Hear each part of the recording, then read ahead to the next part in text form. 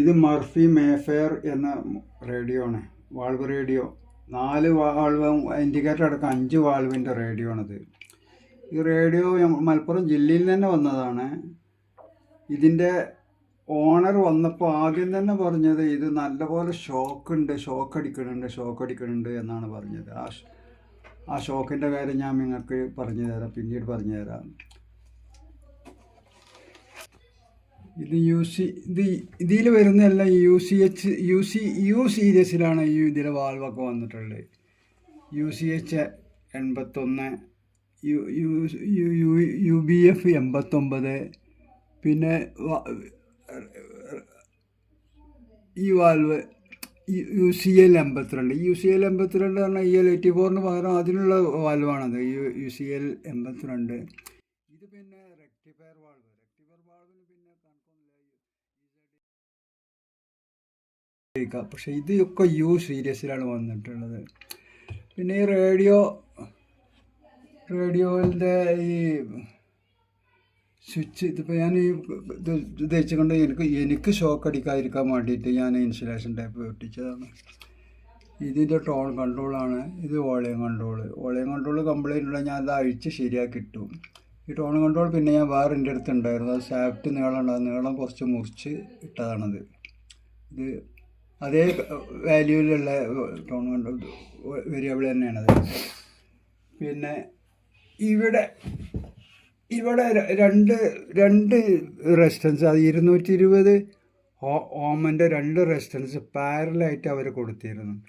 അപ്പം ഞാനത് കട്ട് ചെയ്തിട്ട് അത് 3 വാട്ട് റെസിസ്റ്റൻസ് ആയിരുന്നു 2 അത് അത് കട്ടാക്കിയിട്ട് 110 ഓമിൻ്റെ ഒരു 10 വാട്ട് റെസിസ്റ്റൻസ് അത് നേരിട്ട് കണക്ട് ചെയ്ത് കൊടുത്തതാണ്. അതല്ലാതെ ഇപ്പോൾ ഇത് നല്ലപോലെ ഹീറ്റ് വരുന്ന ഭാഗമാണ്. പിന്നെ ഈ ബോർഡിൽ ഈ കാണുന്ന റെസിസ്റ്റൻസുകളൊക്കെ ഉണ്ടല്ലോ, ഇത് കപ്പാസിറ്റർ ഈ റെസിസ്റ്റൻസുകളൊക്കെ ഞാൻ മാറ്റിയത്. അതൊക്കെ ഞാൻ നേരെ റെസിസ്റ്റൻസ് കൊടുത്ത് തന്നെയാണ്. ഇതെല്ലാം കറക്റ്റായിട്ട് ആണ് ഇതൊക്കെ ചെയ്തു വന്നിട്ടുള്ളത്. എല്ലാം സർക്യൂട്ട് പ്രകാരം തന്നെ ചെയ്തു. സർക്യൂട്ടിൽ ഒന്നും മാറ്റം വരുത്തിയിട്ടില്ല. ഇനിയിപ്പോൾ ഇതിൻ്റെ വർക്കിംഗ് ഞാൻ കാണിച്ചു തരാം.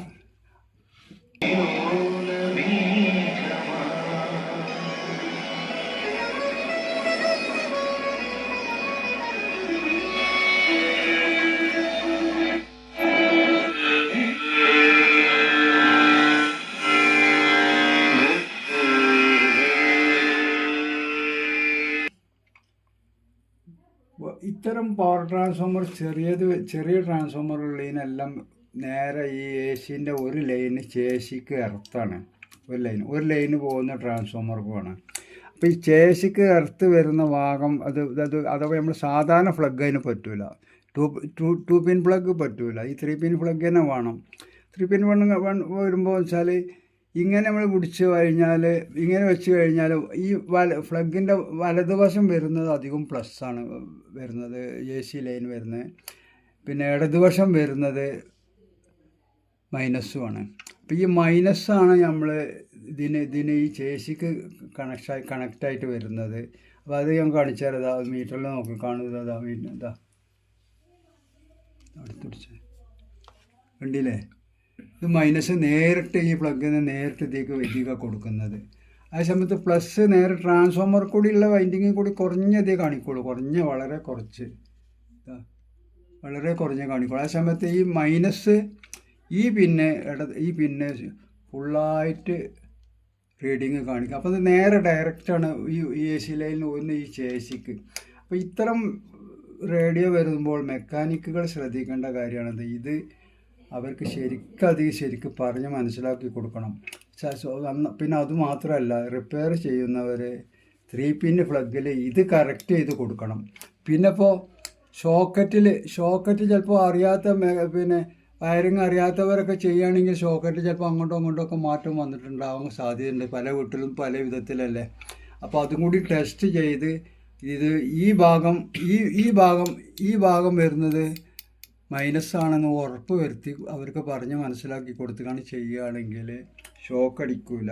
അത് കഴിഞ്ഞപ്പോൾ ഇനി വന്നാലും ഷോക്ക് അടിക്കണം. പിന്നെ റേഡിയോ, വാൾവ് റേഡിയോ എന്ന് പറഞ്ഞാൽ റേഡിയോ അധികം കുട്ടികൾ കയ്യെത്തുന്ന ഭാഗത്ത് വെക്കും ചെയ്യരുത്, കുറച്ച് ഉയരത്തിൽ വെക്കുക. പിന്നെ പ്ലഗിൽ ഈ സോക്കറ്റിൽ ഇട്ട് വെക്കരുത്. ഇത്രയും കാര്യമാണ് എനിക്ക് ഈ റേഡിയോയിൽ പറയാനുള്ളത്. ഇപ്പോൾ പറയാൻ കാരണം തന്നെ ഇപ്പോൾ അയാൾ ഷോക്കിൻ്റെ കാര്യം പറഞ്ഞുകൊണ്ടാണ് ഇപ്പോൾ ഞാൻ ഈ വീഡിയോ ചെയ്യാൻ കാരണം. ഇത്രയും കാര്യമാണ് ഇയാൾ അലവിക്കുട്ടി.